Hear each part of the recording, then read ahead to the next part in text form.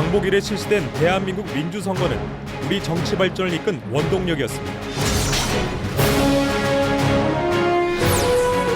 자유와 공정의 조화, 국민의 뜻이 올바르게 반영될 수 있도록 발전해온 선거제도는 오늘날 선진 정치 환경을 만들었습니다.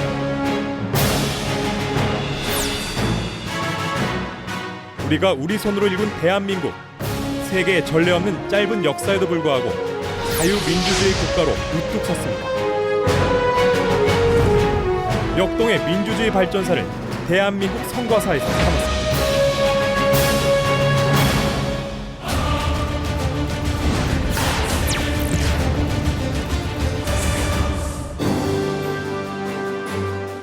(1948년 8월 15일) 대한민국은 세계의 자유민주주의 국가임을 공식 선포했습니다.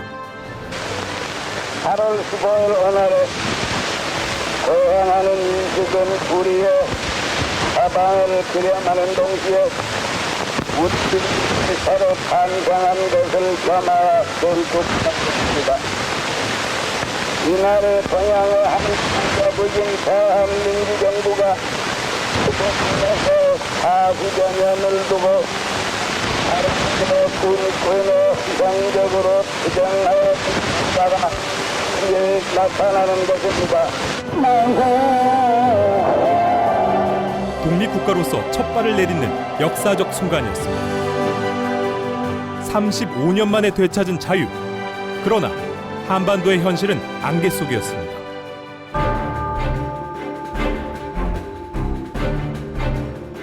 (38선을) 중심으로 남과 북에는 미국과 소련이 주둔해 있었습니다. 그해 12월 모스크바 3상회의에서 한국 신탁통치가 결정되자 온 나라는 신탁통치 반대 시위에 들끓었고, 이는 좌우의 갈등으로 번졌습니다. 미국이 트루먼 독트린을 발표하면서 한국 문제는 유엔으로 이관되었습니다.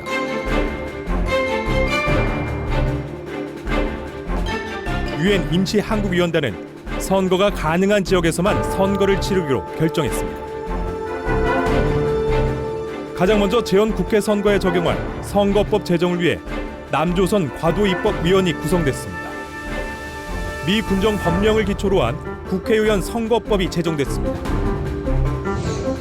우리의 첫 선거는 근대적 민주선거인 보통, 평등, 비밀, 직접 선거를 원칙으로 21세 이상 남녀 모두에게 선거권을 부여했습니다. 그리고 투표용지에는 후보자의 이름에 도장을 찍는 기표 방식을 채택했습니다. 드디어 우리나라 첫 선거일이 확정됐습니다. 자유민주주의 국가로서 첫 발을 내딛는 선거일은 5월 10일. 미 군정부와 국회 선거위원회는 본격적인 선거 준비에 착수했습니다. 가장 먼저 유권자 등록부터 실시했는데요. 당시에는 선거인 명부에 등록한 사람에 한해서만 선거를 할 수 있는 자격이 주어졌습니다. 처음 치르는 선거인 만큼 유권자 등록부터 투표 방법까지 알려주는 적극적인 선거운동이 이루어졌습니다. 5월 10일 오전 7시부터 전국 13,272개 투표소에서 역사적인 첫 선거가 시작됐습니다. 우리의 헌법 제정을 위한 재헌국회의원 선거. 국회의원의 임기는 2년으로 정했습니다. 이 선거에서 원래 의원 300명을 선출하려고 했지만 북한은 선거를 치르기 어려운 상황이었던 터라 통일국가를 지향한다는 상징적 의미로 백석을 베어둔 채 200명의 의원만 선출하기로 했습니다. 선거에 출마한 후보는 모두 948명, 무려 평균 5대1에 가까운 경쟁률을 보였습니다. 치열한 선거 열기를 반영하듯 투표소 안팎에선 크고 작은 사건이 끊이지 않았는데요.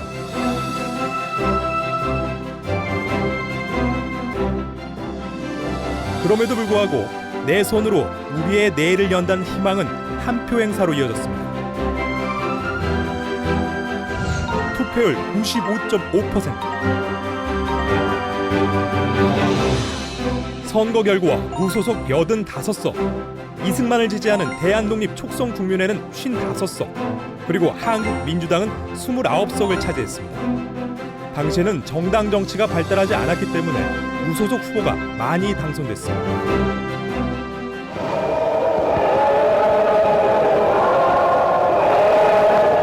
드디어 5월 31일 최초 국회가 문을 열었습니다. 국가법상에 이어 국기를 향해서 이 국회의 성공을 비는 묵도가 있은 후 회의는 시작되었습니다. 이승만 박사가 의장으로 선거돼서 개회사를 세웠습니다.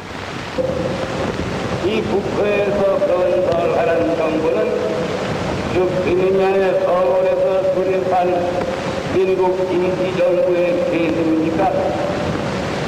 고나리 29년 만에 민국의 부활임을 우리는 이에 공포하냐? 민국 정권은 100년으로 시간의 길도 갈 것입니다. 이 국회는 전 민족을 대표한 국회이며 이 국회에서 탄생하는 정부는 정부 완전한 한국 전체를 대표하는 중앙정부임을 위해서 공부하는 것. 당시 국회의장에는 이승만, 부의장에는 신익희와 김동원이 선출됐습니다. 이후 국회는 7월 17일 내각지요소를 포함한 대통령제를 골자로 한 대한민국 최초의 헌법을 공포했습니다. 뒤이어 국회에선 대통령과 부통령 선출을 위한 간접 선거가 실시됐습니다.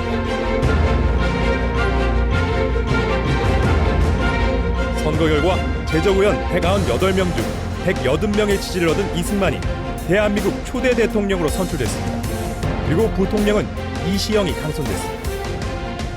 이승만 정권의 초대 내각이 완성됐습니다. 마침내 1948년 8월 15일 대한민국 정부 수립을 전 세계에 선포했습니다.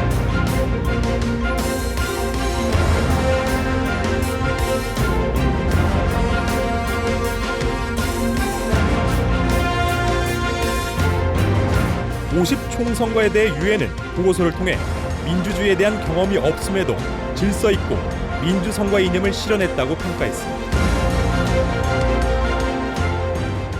우리에게 5월 10일은 역사적으로 의미가 깊은 날인데요. 50 총선거를 재헌 국회의원 선거라고도 부르며 여기서 재헌은 말 그대로 헌법을 만들어 정한다는 의미입니다. 대한민국 정부를 구성하는 데 있어서 우리가 어떤 가치를 지향하는 나라를 만들 것인지 선거를 통해 선출된 국회의원들이 헌법 전문에 그 정신을 담았는데요. 독립, 민주, 균등, 자유라는 단어가 자주 언급됐죠. 이렇게 50선거는 대한민국의 기초를 세운 날이라고 볼 수 있습니다. 물론 95.5%의 투표율을 보인 우리 국민의 뜨거운 가슴이 있었기에 가능했던 일이겠죠. 높은 투표율에는 흥미로운 사실 하나가 있습니다. 여러분 감 잡으셨습니까? 50선거를 앞두고 선거 전날부터 선거 당일까지 시위는 물론 술 판매가 금지됐다고 합니다. 아마 술을 마시지 않은 상태에서 또렷하고 맑은 정신으로 투표하자라는 의미가 아니었을까 하는데요. 민주선거 4대 원칙이 적용된 50 총선거. 지금의 관점에서 보면 너무나도 당연하지만 당시 정치적 상황과 선거 경험이 없었던 우리네 상황을 고려한다면 혁신이었다고 볼 수 있겠네요. 이렇게 첫 선거의 역사적인 의미를 기리고 선거의 중요성을 되새기기 위해 5월 11일 유권자의 날로 정해 해마다 기념하고 있죠. 국민이 대한민국의 주인이 되고 오늘의 대한민국을 만든 선거, 그 의미를 생각해 볼까요?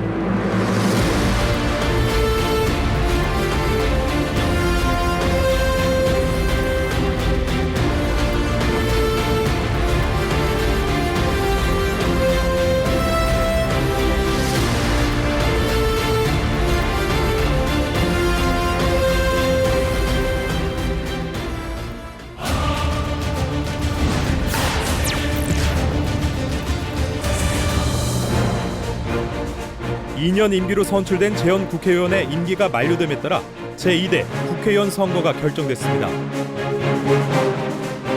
재헌 국회의원 선거가 미군정에서 제정한 선거법을 따랐던 만큼 국회에서는 제2대 국회의원 선거를 앞두고 선거법 제정에 착수했습니다. 그에 따라 국회는 정부가 제출한 국회의원 선거법을 수정해 통과시켰습니다. 우리나라 최초의 국회의원 선거법이 제정된 건데요. 이것은 다른 나라의 간섭이나 도움 없이 우리 국회가 만든 선거법으로 모든 선거 절차를 주관할 수 있게 됐다는 것을 의미했습니다. 그렇다면 선거제도는 어떻게 달라졌습니까? 일단 재헌 국회의원 선거 때처럼 소선거구제는 그대로 유지하기로 했습니다. 국회의원 임기는 2년에서 4년으로 늘렸고 의석수도 210석으로 전보다 10석을 늘렸습니다. 선거인 명부에 유권자가 직접 등록해야 선거권을 부여했던 직접 등록제는 폐지됐습니다. 대신 시, 읍, 면장이 선거권자를 조사해 선거인 명부를 작성하도록 했습니다. 선거운동 풍토도 달라졌는데요. 당시 후보들은 선전 문서나 선거 공보를 적극 활용해 선거운동을 했습니다. 후보자가 자신을 알리는 선전 문서는 1회 안에 국가가 비용을 부담하는 선거 공영제가 부분적으로나마 시행됐고요. 선거 공보도 선거위원회에서 후보가 작성한 원고를 받아 세대별로 한 매씩 배부했습니다. 합동 연설에는 구시는 1회 이상, 읍면은 1회로 제한했지만 개인 연설에는 제한을 두지 않았습니다. 1950년 5월 30일 제2대 국회의원 선거가 실시됐습니다. 의원 210명을 선출한 선거에 입후보한 후보는 무려 2,200명. 지난 선거에 불참했던 중도파들이 대거 참여하여 평균 경쟁률이 10대 1에 달했습니다. 개표 결과 정치 지형도에 큰 변화가 생겼습니다. 이승만 지지 세력이던 두 개 정당, 대한국민당과 민주국민당은 70%의 의석을 잃었고 무소속이나 중도파 의원들이 대거 당선된 것입니다. 다양한 정치 세력이 국회로 입성하면서 대통령의 권력을 견제할 정치 구도가 형성됐습니다. 우리가 처음으로 만든 선거법을 적용한 제2대 국회의원 선거는 다양한 정치 세력이 선거에 뛰어들어 경쟁하면서 민주주의 실현에 한 발짝 더 나아가는 선거였습니다. 선거 결과는 뜻밖이었는데요.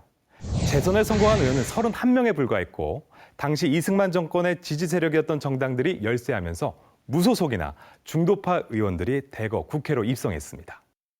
왜 이런 결과가 나왔을까요? 당시 유권자들은 생활고의 책임을 재헌국회에 물었고 그 결과가 고스란히 선거 결과에 반영됐다고 볼 수 있습니다.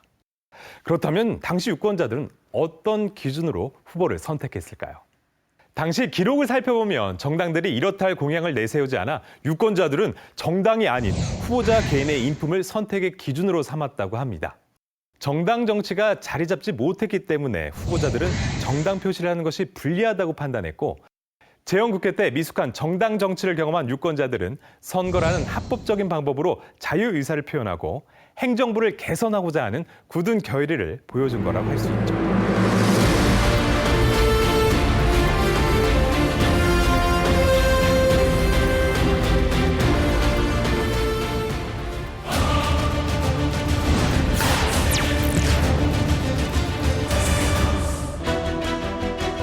(1949년에) 지방선거법이 제정됨에 따라 다음 선거는 지방선거가 예정돼 있었습니다. 그런데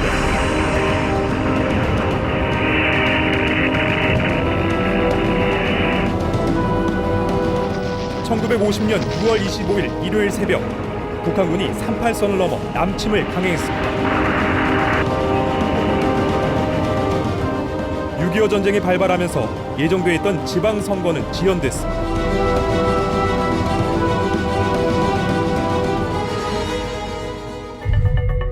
정부는 2년이 지난 뒤에야 첫 지방선거일을 확정했습니다. 선거에 앞서 이승만 대통령은 자유당을 창당했습니다.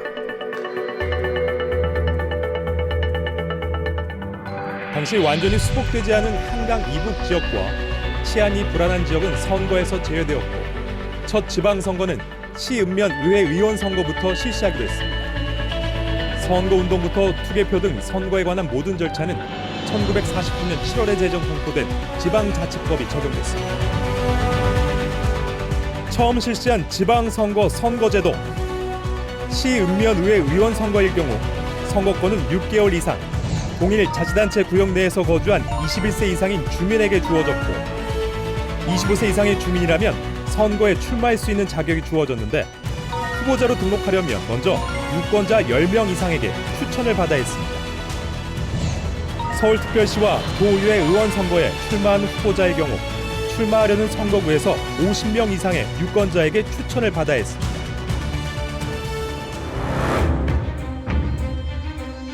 그동안 전쟁으로 2년 가까이 미뤄졌던 첫 지방선거가 드디어 실시됐습니다.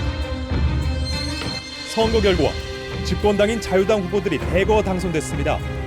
결과적으로 친정부 성향의 인사들로 지방의회가 꾸려졌습니다. 이승만 대통령이 지방선거에 관권을 동원한 결과였습니다.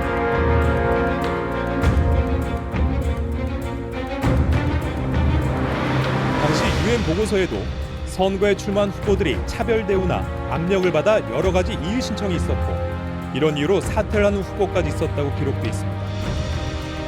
앞서 두 번의 선거가 유권자에게 좋은 경험이 됐을까요? 유권자들은 선거 절차에 대해 잘 알고 있었고 투표도 질서 정연하게 이루어졌다고 기록돼 있습니다. 1950년대 단 두 번의 선거를 치른 국가에서 풀뿌리 민주주의의 밑거름이 되는 지방선거가 실시됐다니 여러분 놀랍지 않으십니까? 물론 오늘날 같이 순수한 지방자치를 의미한 선거는 아니었습니다. 여기에는 이승만 정권의 정략적인 계산이 깔려있던 게 사실인데요. 먼저 동족 상잔의 비극, 6.25 전쟁 발발이라는 시대적 상황을 생각하면 이해하기 쉽습니다. 전쟁으로 사망한 국회의원이 생겼고 앞서 선거에서 중도파를 비롯한 다양한 세력이 국회로 입성하면서 집권당의 입지가 좁아지고 있던 상황이고 전쟁 중 정부의 실체까지 속속 밝혀지면서 국회와 정부의 갈등 격화되기 시작됐습니다. 사정이 이렇다 보니 개헌을 통해 정권 연장을 꿈꿨던 이승만 대통령으로서는 새로운 돌파구가 필요했던 것이죠. 정권을 뒷받침할 세력을 결집하기 위해 우리나라 정치사상 처음으로 집권당인 자유당이 창당됐습니다. 그리고 정권은 서둘러 지방선거를 실시해서 지방의회를 꾸려 직접 민의를 다스리려는 전략을 세웠던 것이죠. 이렇게 우리의 첫 지방선거는 여러 가지 정치적 이해관계가 얽혀있는 상황에서 시작됐습니다. 그럼에도 불구하고 우리 스스로의 힘으로 지방의회와 지방자치단체를 구성한 최초의 선거였다는 점에서 의의가 있는 선거임은 분명합니다.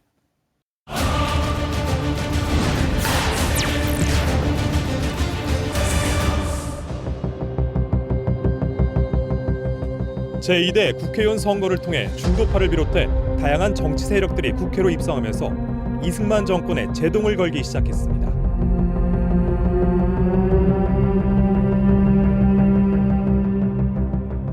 거창 양민학살과 국민방위군 사건이 뒤늦게 밝혀지면서 국회에선 날선 공방이 오가고 있었습니다. 당시 집권 여당과 이승만 대통령은 재선을 준비하고 있었습니다. 초대 대통령의 임기 만료를 8개월여 앞두고 이승만 대통령은 대통령 직선제와 양원제를 골자로 하는 헌법 개정안을 국회에 제출했습니다. 그런데 야당 의원의 반대로 개정안은 부결되고 말았습니다. 개헌안을 놓고 여야 간 대립이 격화된 가운데 부산 일대에 계엄령이 선포됐습니다. 부산에서 야당 의원 50명을 태운 통근버스가 헌병대로 통째로 끌려간 사건이 발생한 건데요.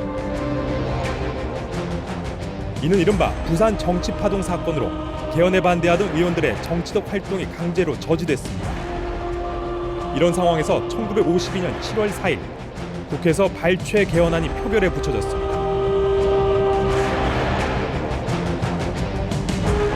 표결은 의원들이 앉은 자리에서 일어나 의사를 표현하는 방식으로 진행됐는데요. 누가 찬성하고 반대했는지 그대로 드러나기 때문에 사실상 자유로운 의사표현은 불가능했습니다. 그 결과 제적 의원 166명 중 163명의 찬성으로 대통령 직선제 골자로 한 발췌 개헌안이 통과했습니다. 우리나라 첫 대통령 직선제는 이렇게 결정됐습니다. 정부는 개정 헌법에 따라 대통령 선거를 실시하겠다는 계획을 발표했습니다. 후보자 등록부터 선거일까지는 불과 9일. 선거운동하기에는 부족한 시간이었습니다. 대통령 선거에는 이승만과 조봉암 그리고 이시영이 후보로 출마했습니다. 부통령 선거에는 자유당 이범석과 무소속 함태영 후보가 출마했습니다.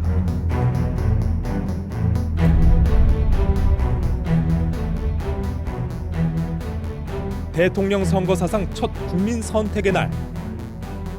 당시에는 대통령과 부통령을 선출했는데요. 우리나라 정부통령 선거는 미국처럼 대통령과 부통령이 런닝메이트가 돼 한꺼번에 뽑지 않고 대통령과 부통령을 각각 선출하는 방식을 채택했습니다. 선거에 출마할 수 있는 후보자의 연령은 40세로 후보자는 선거권자 500명 이상의 추천을 받아야 선거에 출마할 수 있었습니다. 이승만 대통령이 75.3%의 표를 얻으며 재선에 성공했습니다. 그리고 부통령은 한태영 후보가 당선됐습니다. 제2대 대통령 선거에서 이승만 대통령이 재선에 성공합니다. 그런데 부통령 선거의 결과는 뜻밖이었는데요.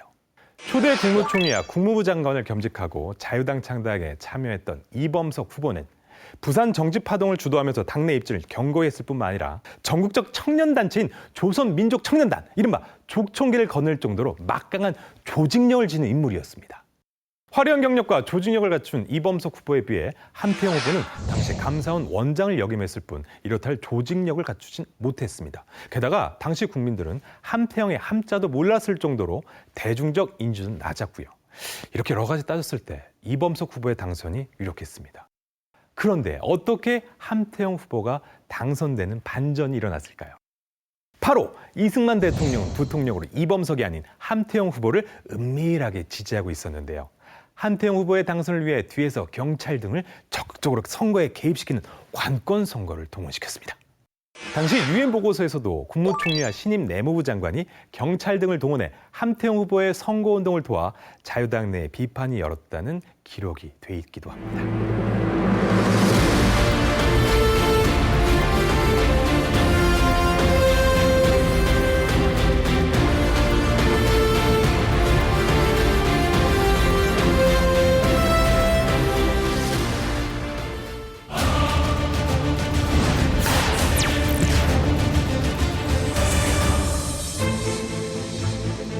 재선에 성공한 이승만 대통령은 또다시 집권 연장의 방법을 모색하기 시작했습니다.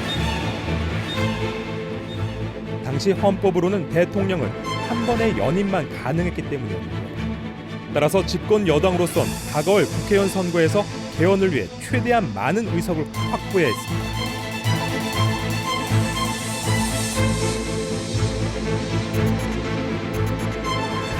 제3대 국회의원 선거부터 정당 중심의 선거가 시작됐습니다. 자유당과 민주국민당이 우리나라 선거 사상 처음으로 입후보자 공천제를 도입한 건데요. 이렇게 정당 공천을 통해 당의 조직력을 등에 업은 후보들이 등장하면서 전처럼 무소속 후보가 난립하는 현상은 급격히 줄어들었습니다. 그러나 개헌선 확보를 위한 정권의 관권 개입은 광범위하게 이루어졌습니다. 경찰은 야당 후보들의 입후보 등록부터 선거운동까지 온갖 방법을 동원하며 방해 공작을 펼습니다. 1954년 5월 20일 210개 선거구 중 휴전선 이북 지역인 7개구를 제외한 전국 203개 선거구에서 제3대 국회의원 선거가 실시됐습니다.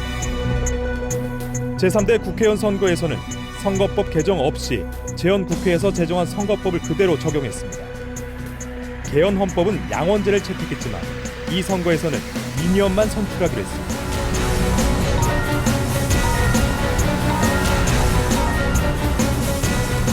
개표 결과 자유당은 전체 중 114석을 차지해 과반 의석을 확보했습니다. 반면 야당인 민주국민당은 15석, 무소속은 67석을 차지하는 데 그쳤습니다.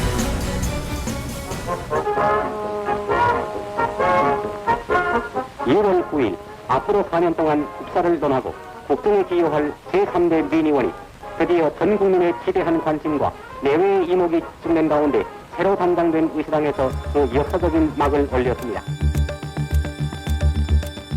소위 경찰의 몽둥이 선거라고 불릴 만큼 온갖 부정행위를 동원해 선거에 승리한 집권 여당은 무소속으로 당선된 의원까지 끌어들여 개헌에 필요한 안정적인 의석수를 확보했습니다.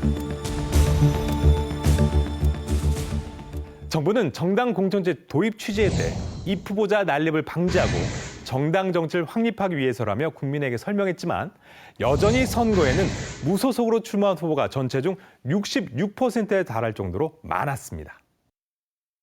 제3대 국회의원 선거를 앞두고 정당 정치가 이제 막 싹을 트기 시작한 이 시기에 정당 간의 정책 대결이 시도됐고 선거운동 풍토는 달라졌습니다. 각 당의 공천 입후 부자들은 당 차원의 후원 혜택을 받으면서 정당이라는 조직을 기반으로 선거운동을 벌이기 시작했습니다. 그렇다면 당시 공천은 어떤 절차에 따라 이루어졌을까요? 국회의원이 되고 싶은 사람들은 집권당인 자유당 공천을 받기 위해 상당한 노력을 했다고 합니다. 여러 가지로 이점이 많았기 때문이죠. 자유당 공천 절차는 각 지역과 중앙당에서 심사를 거쳐 총재의 승인을 받는 방식으로 진행됐습니다.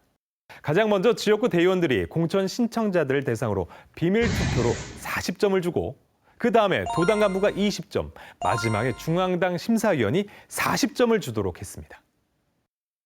자유당의 평가 기준은 후보자가 당 총재와 당의 결정에 절대적으로 복종할 것인지, 또 당선되면 개헌을 절대로 지지할 것인지 등을 종합적으로 판단했는데요. 이 과정에서 신청자는 개헌을 지지하는 서약서에 서명을 해야만 했다고 합니다. 이렇게 철저한 3단계 공천 과정을 통과해도 진짜 중요한 마지막 과정이 있었는데요. 바로 공천 후보자 명부에 대통령이 체가를 해주지 않으면 물거품이 됐다고 합니다. 절대 복종과 개헌 지지 서약은 이승만의 소속 의원들에 대한 통제력을 강화해 향후 4.4.5 개헌의 근간이 되었습니다.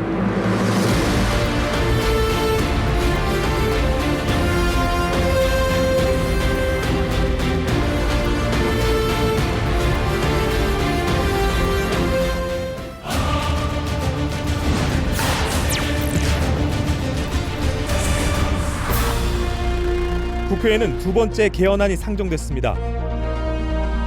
초대 대통령 국민 대간의 정체를 중력을 적용하는 개헌안 마침내 12월 27일 국회본회의에서 일괄 표결로 되었습니다. 개헌안에는 초대 대통령에 한해 임기 제한을 폐지한다는 내용이 담겨져 있었는데 표결에 붙여진 개헌안은 어떻게 됐을까요? 제적의원 203명 중 135명 찬성, 제적의원 3분의 2인 136표에서 한 표가 부족해 부결됨에 따라 개헌 시도는 일단 좌절됐습니다. 그런데 이틀 뒤 자유당은 결과를 번복했습니다. 203명의 3분의 2는 정확하게 135.33인데 소수점 이하를 반올림 방식인 4.4.5입을 하면 135가 되므로 개헌안은 가결됐어야 한다는 논리였습니다. 이 같은 억지 주장으로 이승만 대통령의 3선을 가능하게 하는 개헌안이 국회를 통과했습니다. 자유당에서는 다시 이승만을 대통령 후보로, 부통령 후보로는 이기붕을 내세웠습니다. 야당인 민주당에서는 신익희와 장면을 정 부통령 후보로 지명하였습니다.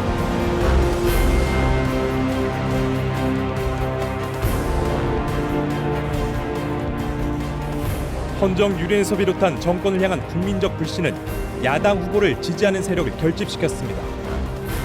한강 백사장에서 열린 신익희 후보의 유세에는 무려 30여만 명이 몰렸다고 하는데요.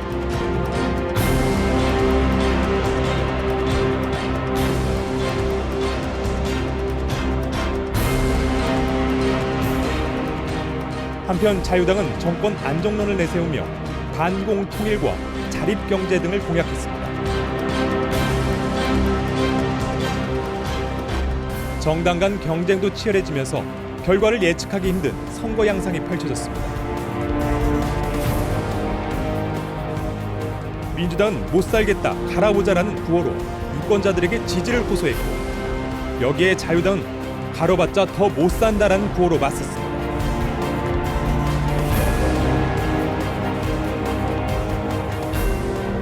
그런데 선거를 열흘여 앞두고 야당의 대권주자였던 신익희 후보가 사망했습니다. 그에 따라 야당 후보는 조봉암, 장면 후보로 재편됐습니다.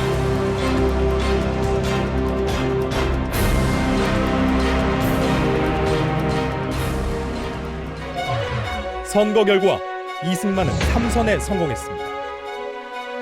서울 지역의 개표 결과를 보면 이승만이 20여만 표를 얻었지만 무효표는 28만여 표에 달했습니다. 대통령 선거와 달리 부통령 선거에서는 큰 이변이 일어났습니다. 민주당의 장면 후보가 자유당의 이기복 후보를 누르고 부통령에 당선된 것입니다.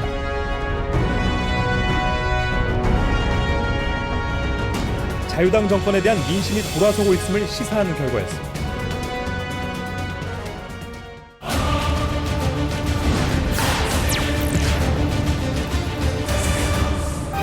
제3대 대통령 선거 이후 석 달 뒤 치러진 지방선거에서도 민심의 변화는 뚜렷하게 나타났는데요.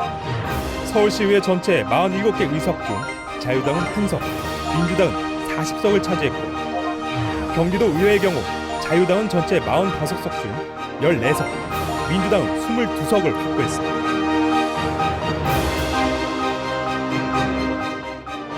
제3대 국회의원 선거에서부터 정당 공천제가 시행되면서 정당 간 대결이 시작됐죠. 제3, 4대 정부통령 선거에서부터 각 정당이 대통령 후보를 지명하면서 정당 대결이 본격화됐습니다. 이렇다 보니 선거운동에도 많은 변화가 있었는데요.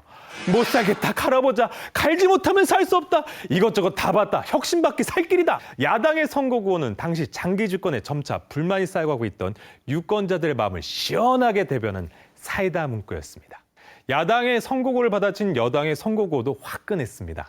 여당인 자유당에서는 가로봤자 더 못 산다, 구간이 명관이다 라는 구호로 표심이 호소했는데요. 구호만이 아닙니다. 이 선거에서부터 상대 후보에 대한 네거티브 공세를 전략적으로 활용했는데요. 자유당 이승만 대통령은 조봉암 후보를 좌익으로, 민주당을 친일파로 몰았습니다. 민주당 역시 조봉암 후보를 대권병 환자로 공세했습니다. 네거티브 전략은 이승만 대통령의 승리 요인 중 하나로 분석됩니다.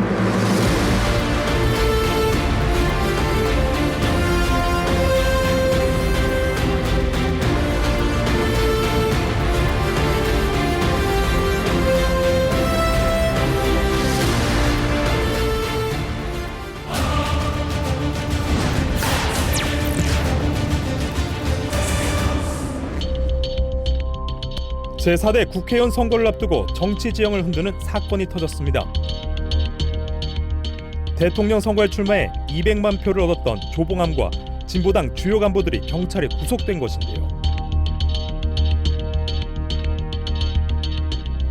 조봉암은 북한으로부터 정치 자금을 받아 사용했다는 혐의로 사형에 처해졌고 진보당은 정당 등록이 취소됐습니다.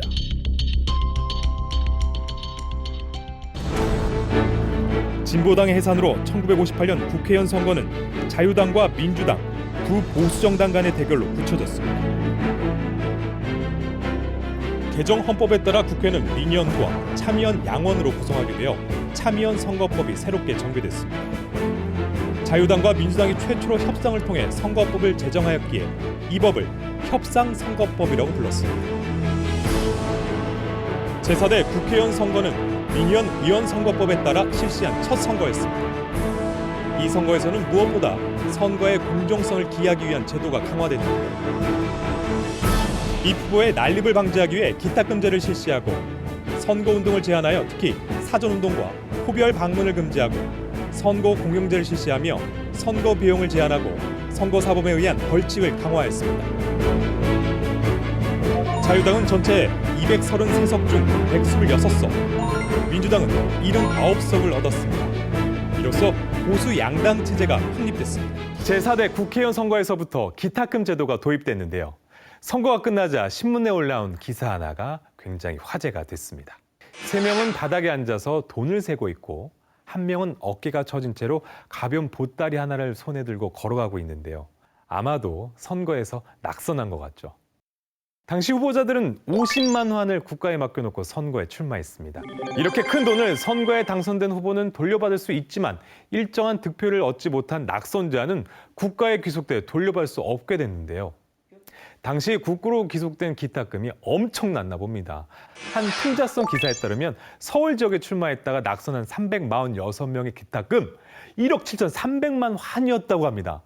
낙선자의 기탁금으로 서울부터 이천을 잇는 도를 닦지 않겠느냐 했으니 얼마나 큰 돈이었는지 여러분 감이 오십니까? 와, 자금력이 여유롭지 않은 소규모 정당의 후보자들에게 50만 환이란 기탁금은 상당히 부담스러운 금액이었다는 사실을 반증하는데요. 선거에 출마하려면 단독주택 한 채 값이 필요했다니 정말 터무니없는 금액이죠. 와.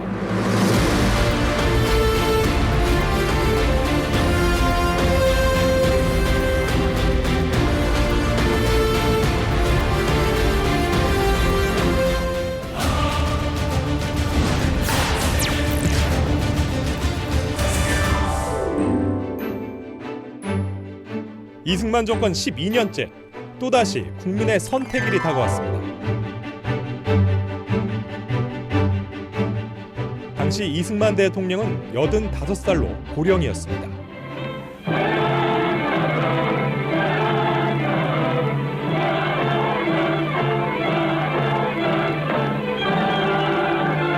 자유당은 일찍이 이승만과 이기붕을 정 부통령 후보로 정하고 선거를 준비하고 있었습니다.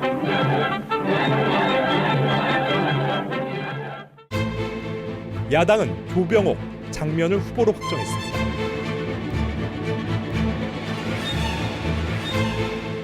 그런데 선거를 한 달여 앞두고 미국으로 신병치료차 떠났던 민주당의 조병옥 후보가 사망하고 말았는데요.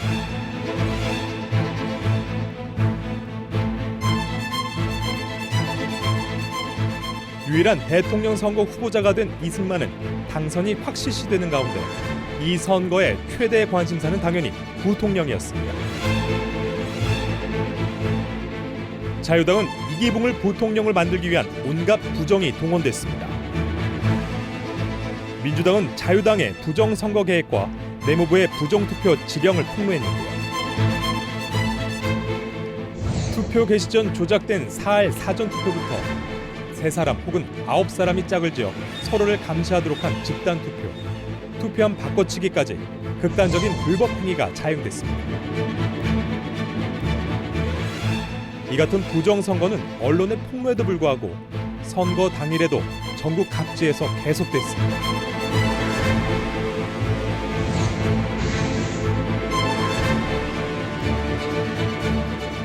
투표가 진행 중이던 오후 4시 30분 경남 마산에서 민주당 당원 30여 명이 선거 무효를 주장하며 거리로 나왔습니다. 마산시청 앞에서는 부정선거의 개표를 받기 위해 시민들이 몰려들었습니다.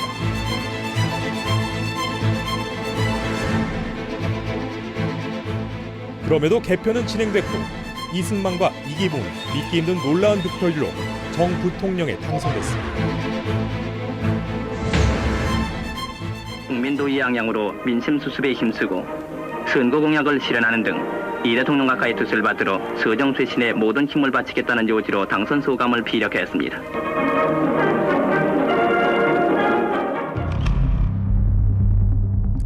그러나 경남 마산에서 경찰이 무력으로 시를 진압하는 과정에서 경찰이 쏜 총에 시민 26명이 맞아 목숨을 잃었고 86명의 부상자와 220여 명이 불법 감금됐다는 사실이 전해지면서 국민들은 큰 충격에 빠졌습니다.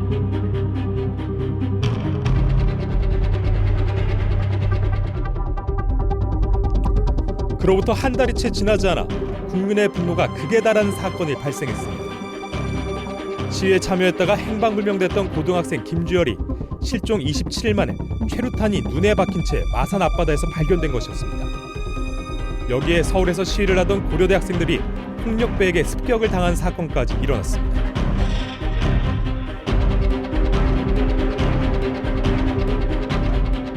서울 시내의 대학생과 중고등학생까지 거리로 나와 이승만 정권을 규탄하자 경찰과 시민 간의 대치가 이어지면서 유혈 사태로까지 번지자 시위는 전국적으로 확대됐습니다. 이승만 정권은 사안의 심각성을 깨닫지 못하고 계엄령을 선포했습니다.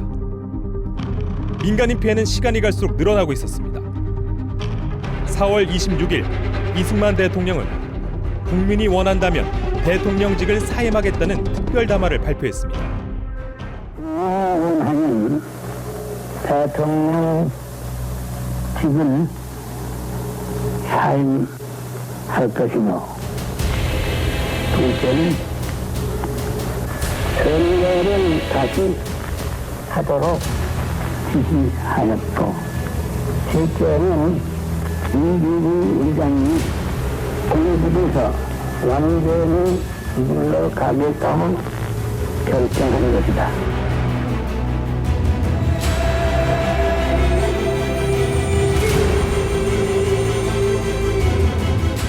12년간의 이승만 정권은 이렇게 막을 내렸습니다.